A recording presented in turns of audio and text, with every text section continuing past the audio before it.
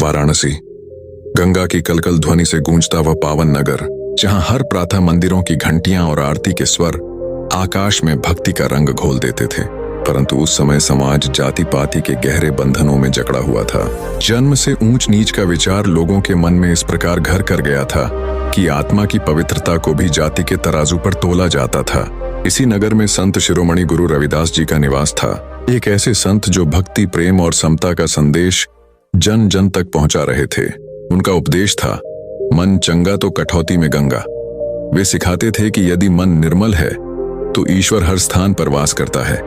दूसरी ओर योगी गोरखनाथ अपने योग, तप और सिद्धियों के लिए प्रसिद्ध थे। वे हठ योग, मंत्र तंत्र और ध्यान के आचार्य माने जाते थे। परंतु उस समय के समाज की रूढ़ियां उनके मन को भी कहीं न कहीं प्रभावित करती थीं। एक दिन गोरखनाथ अपने शिष्यों सहित काशी आए। गंगा स्नान के उपरांत उन्होंने कहा, हमें यहाँ किसी सच्चे संत से मिलना चाहिए जिससे आत्मज्ञान की परीक्षा हो सके। नगरवासियों से पूछताछ की गई, सबने एक ही नाम लिया, संत रविदास जी का। पर जब यह ज्ञात हुआ कि वे एक चर्मकार परिवार से हैं, तो गोरखनाथ के शिष्य हंस पड़े। गोरखनाथ ने भी संदेहपूर्वक कहा, किसी निम्न जाति में जन्मा व्यक्ति संत कैसे हो सकता है? फिर भी शिष्यों के आग्रह पर उन्होंने रविदास जी से मिलने की सहमति दी। गुरु रविदास जी अपने छोटे से कुटीर में बैठे शिष्यों को प्रेम और भक्ति का उपदेश दे रहे थे। वहां कोई आडंबर नहीं था, न रत्न झटित आसन, न भव्य द्वार। केवल सादगी, शांति और भक्ति की मधुर आभा फैली हुई थी। जब गोरखनाथ वहां पहुंचे तो गुरु रविदास जी विनम्रता से उठकर बोले, योगीराज, यह मेरा सौभाग्य है कि आप मेरे इस छोटे से निवास पर पधारे। कृपया विश्राम करें। गोरखनाथ ने चारों ओर देखा और मन ही मन सोचा, कैसे कोई इतना सम्मान पा सकता है जो समाज में नीची जाति का कहलाता हो। गुरु रविदास ने मुस्कुराकर कहा, योगीराज, आपने लंबी यात्रा की है, कृपया कुछ जल ग्रहण करें। उन्होंने एक पात्र में स्वच्छ ठंडा जल आगे बढ़ाया, पर गोरखनाथ ने उसे ग्रहण करने से इनकार कर दिया और बोले, मैं किसी शूद्र के हाथ का दिया जल नहीं पी सकता। गुरु रविदास शांत स्वर में बोले, योगीराज, क्या जल भी ऊंच नीच का भेद जानता है? क्या पवित्रता शरीर की होती है या मन की? उनके वचनों से वातावरण मौन हो गया, पर गोरखनाथ का अहंकार अभी शांत नहीं हुआ। उन्होंने अपनी योग शक्ति का प्रदर्शन करने की ठानी। गंगा के तट पर जाकर उन्होंने अपना कमंडल जल में डाला और मंत्रोच्चार किया। क्षण भर में गंगा की धारा मंद पड़ने लगी। जल पीछे हट गया, मानो गंगा स्वयं रुक गई हो। लोग भयभीत और आश्चर्यचकित हो उठे। गोरखनाथ बोले, यदि तुम्हारी भक्ति सच्ची है तो अपनी शक्ति से गंगा का प्रवाह पुनः आरंभ कर दिखाओ। गुरु रविदास जी शांत भाव से मुस्कुराए।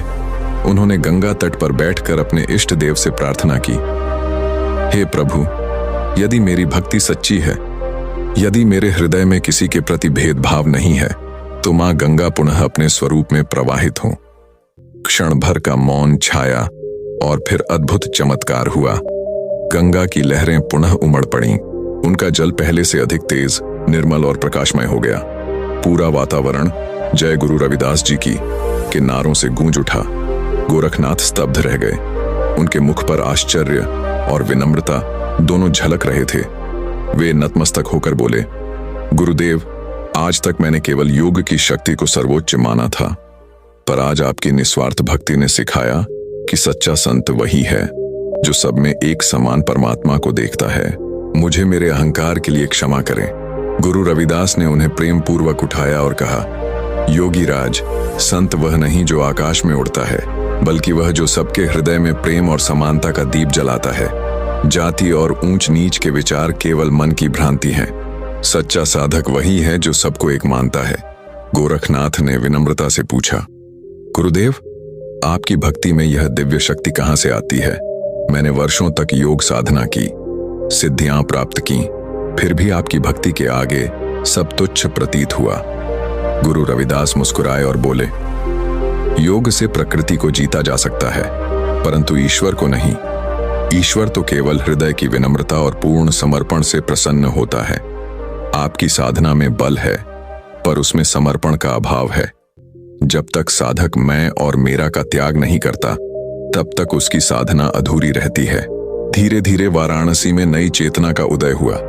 लोग समझने लगे, सच्ची भक्ति का आधार जन्म नहीं बल्कि प्रेम और निष्ठा है। अंत में गुरु रविदास जी बोले, जब तक मनुष्य मन से विभाजन नहीं मिटाता तब तक उसका आध्यात्मिक पथ अधूरा रहता है। जहां समता और प्रेम है वहीं सच्चा ईश्वर वास करता है। यह कथा हमें सिखाती है, न योग की सिद्धियां न वंश की ऊंचाई, ईश्वर तक पहुंचने का एक ही मार्ग है, प्रेम, विनम्रता और निष्कपट समर्पण।